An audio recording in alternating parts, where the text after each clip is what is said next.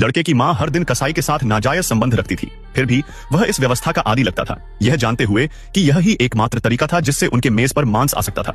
आज कसाई को खुशी खुशी जाते हुए देखकर उसकी आंखों में हत्या की मंशा झलक रही थी।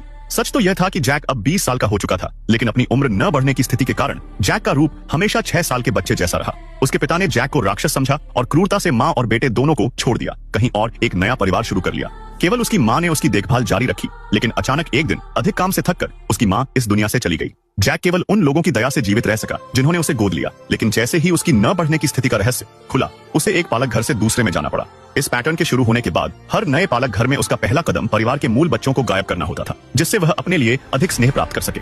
अपनी मासूम दिखने वाली शक्ल की आड़ में केवल 20 सालों में जैक ने 50 परिवारों को बर्बाद कर दिया था।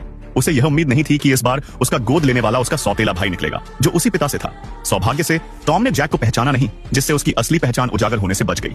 उस दिन से वह हर रात अपनी सौतेली मां के साथ सोने की जिद करने लगा। हालांकि उसकी मंशा स्पष्ट नहीं थी। उसका भाई टॉम मेजर क्राइम्स यूनिट में चीफ इंस्पेक्टर था। एक दिन एक सहकर्मी रहस्यमयी बात से रहस्यमयी ढंग से इमारत से गिर गया और टॉम खुद 7वीं मंजिल पर बेहोश पाया गया।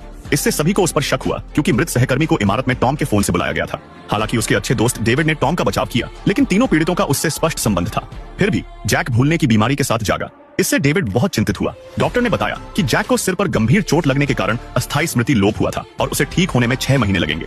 लेकिन टॉम स्पष्ट रूप से इतना इंतजार नहीं कर सकता था। उसने अस्पताल में अपने घायल सहकर्मी से मुलाकात की, कुछ उपयोगी सुराग पाने की उम्मीद में। सहकर्मी उसे देखते ही व्याकुल हो उठा, लेकिन वह इतना गंभीर रूप से घायल था कि बोल नहीं सका। इस बीच डेविड ने जैक को बताया कि मृत सहकर्मी के नाखूनों के नीचे उसकी पोशाक के रेशे मिले थे। सारा सबूत उसे हत्यारा साबित कर रहा था।